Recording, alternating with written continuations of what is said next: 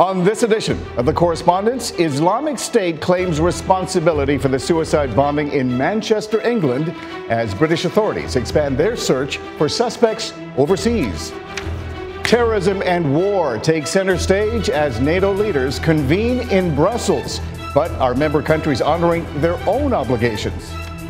And in Washington, the former CIA director weighs in on the seriousness of the probe into Russia's alleged meddling in the 2016 presidential election.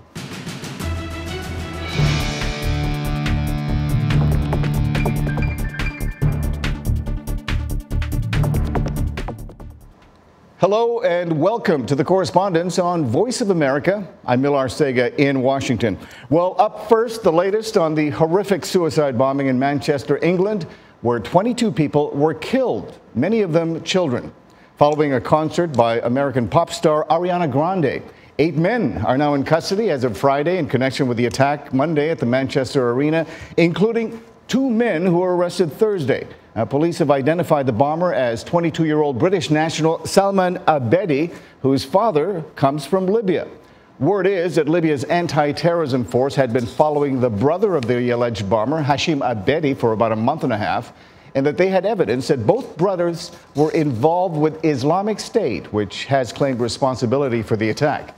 Abedi's father told reporters that he spoke to his son just days before the attack and said that, quote, everything was normal.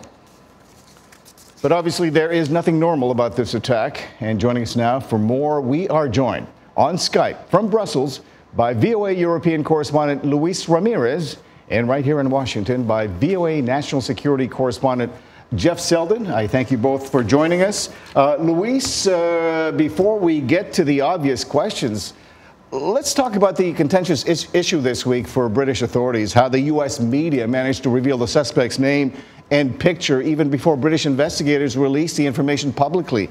Has that issue been resolved? Well, it triggered a great deal of anger between the two countries, the Manchester police protesting very strongly against the United States for taking this information. We're talking about, as you mentioned, the suspect's identity, also detailed, very sensitive details about the bomb and the process of making the bomb itself. All this information normally put into a database that the two countries share, part of their very large intel sharing arrangement. The British were so upset they suspended this type of intelligence sharing. Now, we're talking about police intelligence sharing, not overall intel sharing. However, that suspension lasted less than 24 hours. It has since been lifted. So what that tells you is that the British considered it a very serious matter, serious enough to suspend it. But also, since the relationship is so important and Britain relies so much on U.S. information sharing, they really had no choice but to suspend it and keep going. I think this the U.S. side of this is performing its own investigation to try to get to the bottom of this. But Jeff, my question to you is how does information revealed prematurely like this affect, say, an investigation that's going on in Europe or in Britain? I was talking the other day to a former FBI supervisory agent who had been involved in many terrorism investigations. And what he said was, it's frustrating. These things do happen quite often with any criminal investigation. Obviously, this one much more serious. But he said basically it becomes frustrating because the last thing that you want to do as an investigator is share your cards with the people that you're tracking. Right. You don't want to let them know perhaps that you're on to them. Now, the people who leak the information sometimes may feel that by leaking it, they can flush somebody out. They can get a lead on somebody that they're trying to track, perhaps who's kind of in the woodwork right now. But still, it's frustrating. It can damage the investigation. It can set you behind. And there's a sense that it shouldn't happen and that more care, especially with an investigation like this, needs to be taken. Especially in terrorism investigation that now appears to involve a lot more people. Now, Luis, reports seem to suggest that Abedi and his brother may have received training from Islamic State in Syria. What can you tell us about that? What were their whereabouts prior to the arrest? Well, they had traveled to some of these countries, or to some of these areas in question. There is information of them having been at the Prague airport, of having been in Manchester at an apartment that police have now identified as the place where they suspect the bomb was actually made. Police showed up at that apartment in downtown Manchester, blew out the door, and, it created another scare among people living in the neighborhood, actually, because they thought it was another terrorist attack. All signs, it seems that just hourly, are pointing to a much wider network that officials say could extend to people who might have been involved in the Paris and Brussels attacks. So it definitely not being considered a lone wolf attack, and Right. the network is getting bigger. Yeah, I mean the dragnet is getting bigger. To Luis's point, Jeff, it appears this is a much wider network than they initially thought.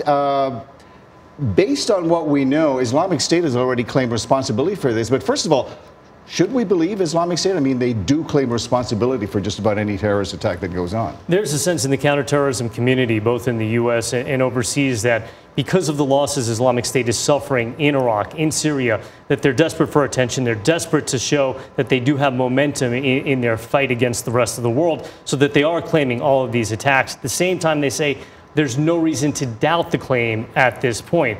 However, we should note that Islamic State is not the only organization, not the only terror organization to have called for this type of attack recently. Al-Qaeda and the son of Osama bin Laden, Hamza bin Laden, recently put out a video where he called for these types of attacks. The one difference, the one reason that most investigators are leaning toward believing the Islamic State's claim is that traditionally Al-Qaeda has not gone after the soft targets that Islamic State has repeatedly hit. They go for the more, Al-Qaeda that is, goes for the more symbolic targets. This, a soft target, lots of innocent civilians, little girls, not what Al-Qaeda traditionally has gone after. Jeff, given what you mentioned about some of the losses that Islamic State has been suffering in both Syria and Iraq, can we expect to see more of these kinds of attacks as they start losing territory? Well, the Islamic State, going back to their former spokesman, Adnani, who put out a call over a year ago now, was calling for people, instead of having foreign fighters come to Iraq and Syria and fight for the so-called caliphate there, to stay where they are and carry out attacks against the West in their home countries. So this has been something, a shift that's been in the works for a while. Now, the concern that counterterror investigators have had is that Islamic State has been able to grow these types of cells, these types of networks in Europe. Now, the Europeans have done a lot to go after them, but one of the things that the concerns focus on, one or two foreign fighters managing to get back to Europe before the dragnets were increased, before the vetting was increased, and then recruit new willing soldiers for Islamic State to carry out these attacks, and essentially these foreign fighters becoming force multipliers in Europe.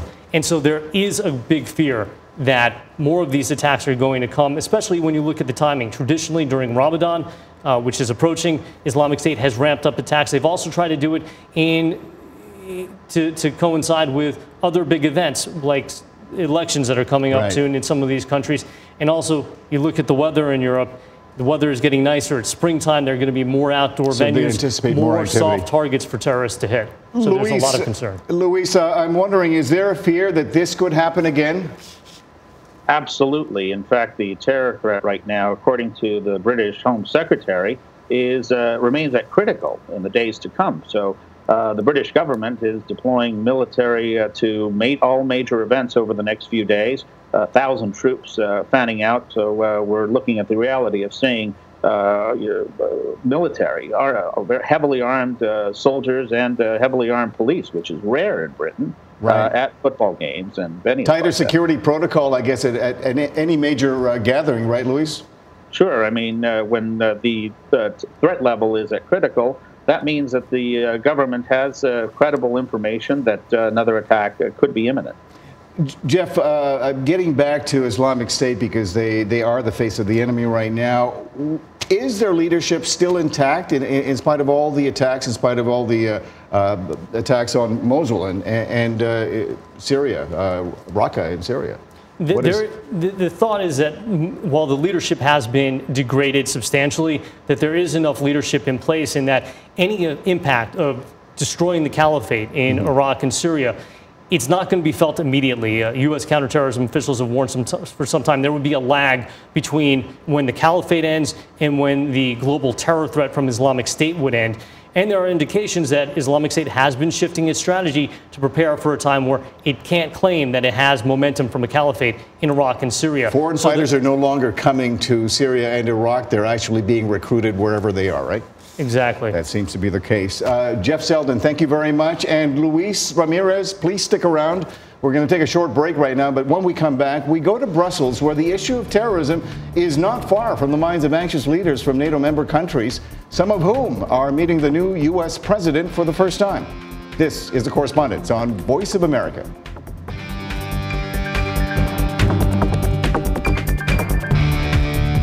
Health news and notes. This is Living Better. Mike Crosley was born with cerebral palsy, which causes his muscle stiffness. But different doctors can give different assessments of that stiffness from their exams. So researchers at the University of Southern California have designed a special sensor glove for doctors to wear to accurately measure the force needed to move a limb. Researcher Harinat Garadadri. It will provide objective metrics that they can refine their diagnosis and refine their interventions. The glove also could help researchers test out new treatments, according to glove co-developer Dr. Andrew Skalski. A lot of things may be very, very beneficial, but we don't have a good enough outcome measure to actually measure it, so therefore they don't get approved because we can't prove that they're actually helpful. Patients who suffer from stroke, brain injury, and other muscle disorders also may benefit from such sensor glove evaluation. I'm Martin Seacrest for VOA's Living Better.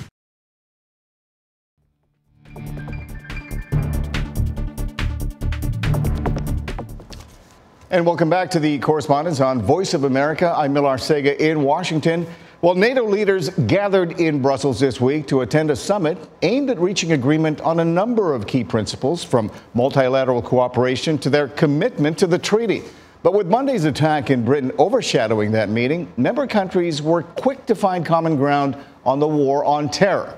Less clear, now that there's a new U.S. president, is who should pay for it. VOA Europe correspondent Luis Ramirez has our report from Brussels. The U.S. leader wants a boost in NATO contributions for the war effort. But Germany's Angela Merkel has indicated she is lukewarm about this and will wait for NATO discussions on the matter. Aside from the Afghanistan war, Trump has made clear he wants members to meet minimum contributions and spend 2% of their gross national income on defense.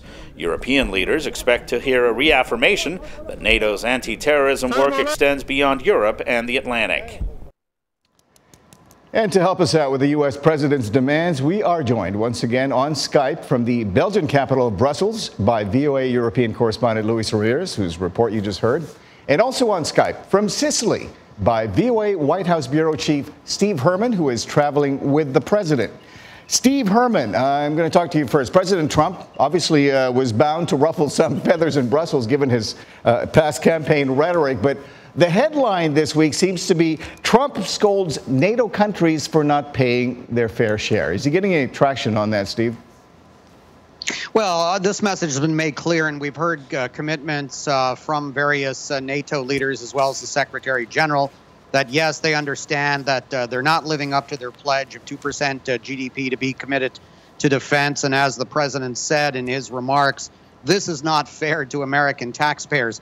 I don't think any of the other NATO members found his comments as a huge surprise, and he has shifted on NATO. He had said when he was running for president that the alliance was obsolete. Then when he was side by side at the White House with the NATO Secretary General, he said NATO is no longer obsolete because it can take this role in fighting terrorism. But a lot of NATO members are concerned, especially those on the Eastern Front, that NATO was set up as a bulwark against the Soviet Union, now Russia, and that is a problem right now, and that NATO really needs to focus on that rather than getting involved in everything around the world practically. Right. And Luis, I'm curious, does the president have a point if only 23 of the 28 NATO countries are actually spending the 2% of GDP stipulated by NATO?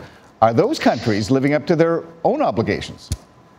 Well, you know, it's an interesting point because we're not talking about poor countries. We're talking about Germany, the richest economy in Europe, but not making its contributions. But also, you know, these countries have a very difficult political situation, and that is that if they cut defense spending, if they boost defense spending, then they're going to have to cut into social programs.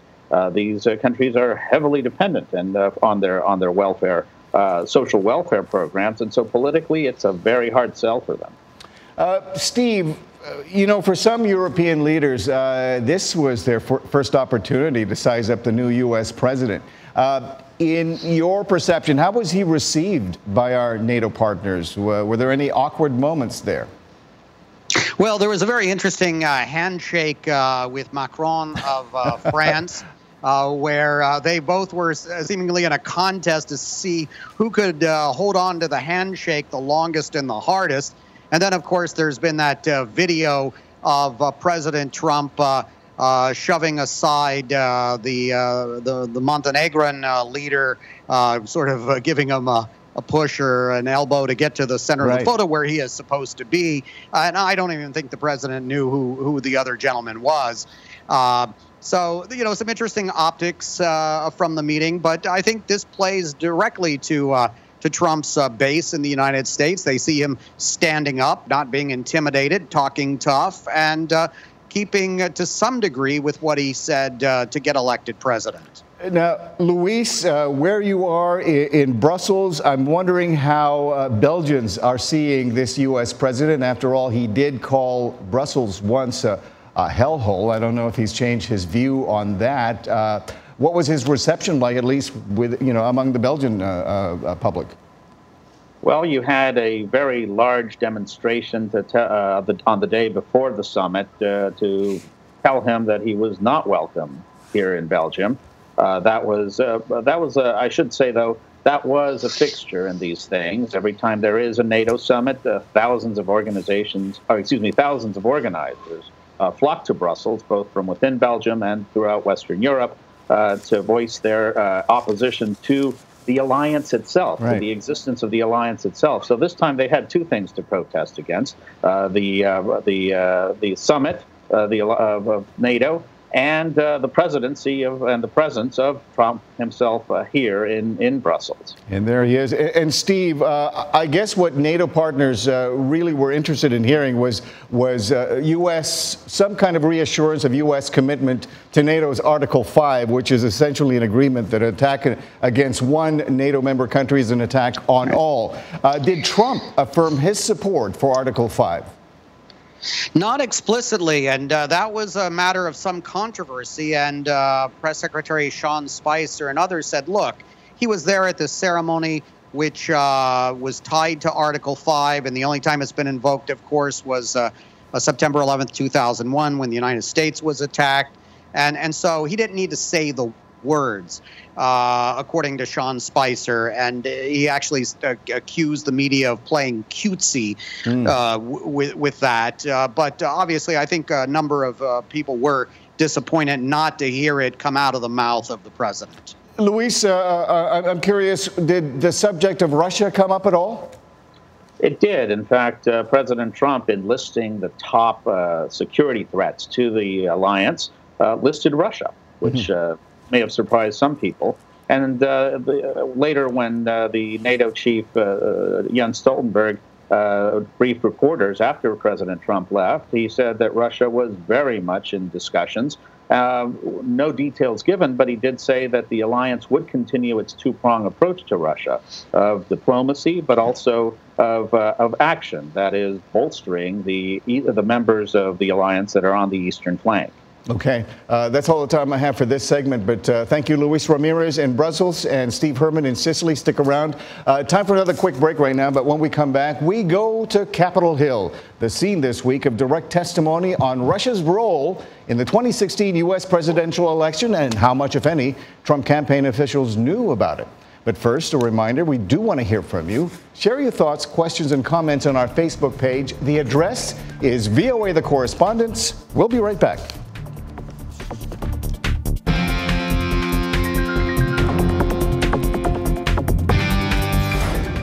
This is BizBeat. Consumer demand for abalone, also called abalone, has skyrocketed since the 1990s, but the popular hard-shell sea snail, once considered a delicacy so many love to eat, has triggered a growth in illegal fishing. But at the same time, demand has ignited a growth in aquaculture companies, where South Africa leads the way. Peter Britz has studied abalone for 30 years and says most of the sea creatures supplied by farms in South Africa is beating the competition. And it fetches about double the price of farmed abalone from Asia. South Africans farm abalone on land. 10 million liters of seawater are pumped in every hour at this site, and where marketing manager Werner Pike has doubled production every 6 years. It compares to the best abalone in the world, which is the Japanese abalone. The global abalone industry has gone from $142 million in 1991 to over $2 billion today. For VOA's BizBeat, I'm Philip Alexio.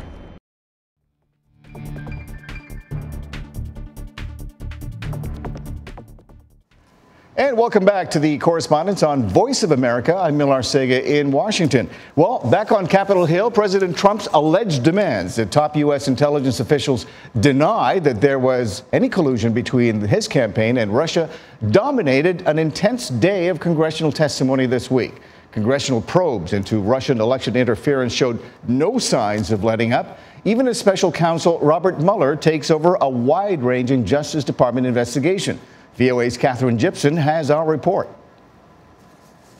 An intense day of questions on Capitol Hill, and for once, a few answers about the Trump campaign and Russia. I encountered and am aware of information and intelligence that revealed contacts and interactions between Russian officials and U.S. persons involved in the Trump campaign that I was concerned about because of known Russian efforts to suborn such individuals, and it raised questions in my mind, again, whether or not the Russians were able to gain the cooperation of those individuals. The man who led the nation's top spy agency last year said he warned Russia about its brazen interference in the 2016 election, an effort that included recruitment of campaign officials. Frequently, individuals who go along that treasonous path do not even realize they're along that path until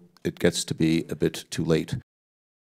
Wow, those are strong words. Now, for more now on the Russian probe, we are joined in Washington by VOA congressional correspondent Catherine Gibson, who filed that report for us. And once again, on Skype from Sicily, where President Trump is meeting with leaders of the G7 countries, we are joined by White House Bureau Chief Steve Herman. I thank you both for joining us. Catherine, I know you've been following this Russia investigation very closely. What we do know, I guess I want to sort of set a baseline, is that Russia did, in fact, try to influence the U.S. election. What we don't know is whether or not any Trump campaign officials were aware of that or actively engaged in helping the Russians. That's right, Mill, and we heard that during Brennan's testimony. He had a very interesting bite coming in. He said that sometimes individuals who are in contact with Russian intelligence officials don't always know that they're on that treasonous path. These are intelligence officials who know how to work sources, who know how to work with people and their psychology and lead them down that path. So that's really the question that we need answered next. Did they know what they were doing? I thought that was a very insightful comment by Brennan. But I guess what we're seeing now is this investigation appears to be moving a little bit closer to the Trump family circle.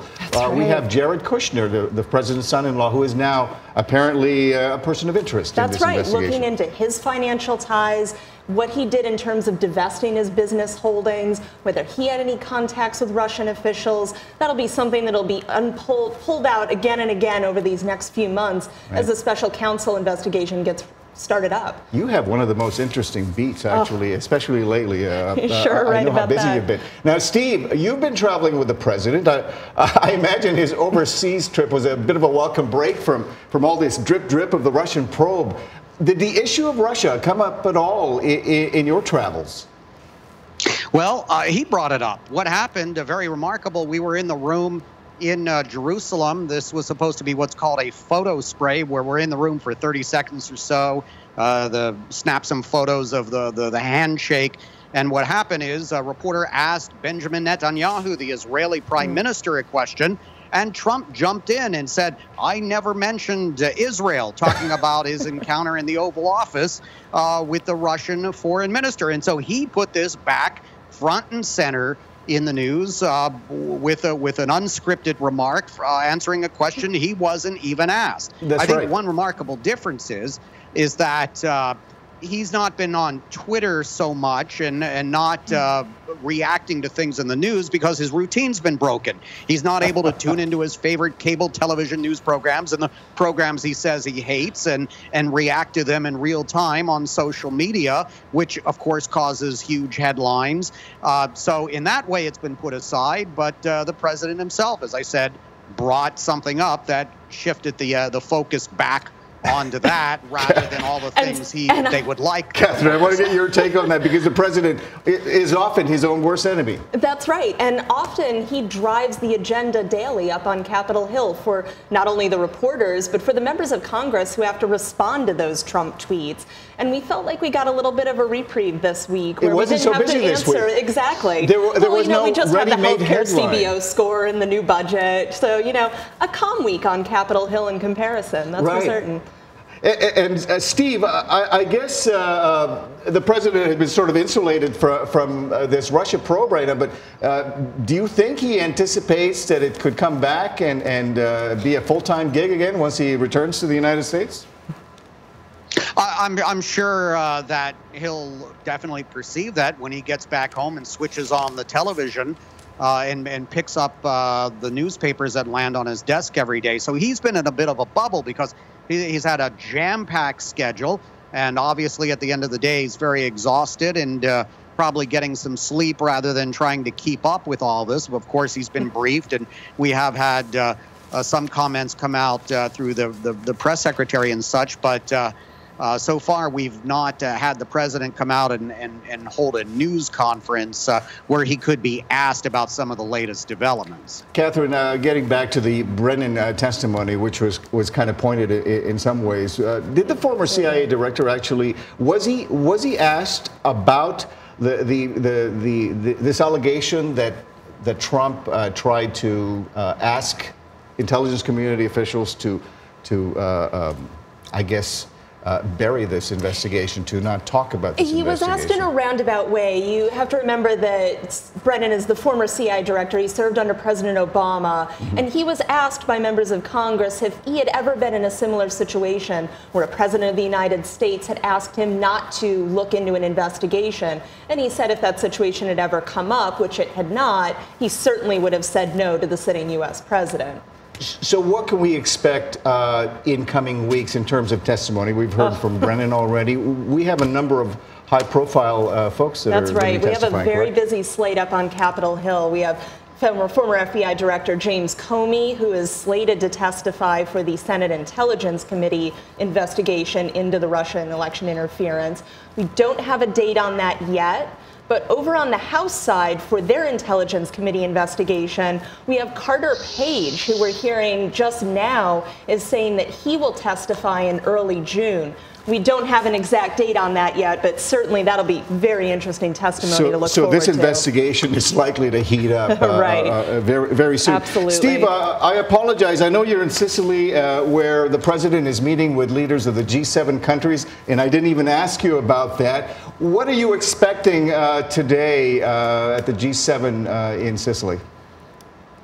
Well, the president himself, when he was holding a bilateral meeting before everything kicked off formally, he was alongside Shinzo Abe, the Japanese prime minister, and he said North Korea is going to be a priority here.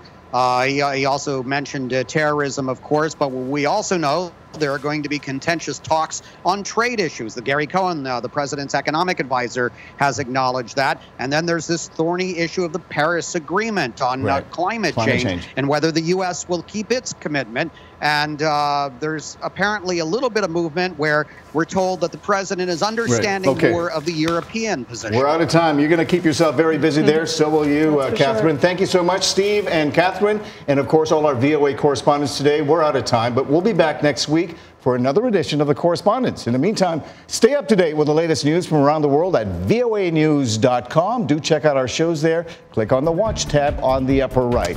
We're also on Facebook and YouTube at VOA, The Correspondents. I'm Millar Sega. Thank you for watching. But for now, so long from Washington.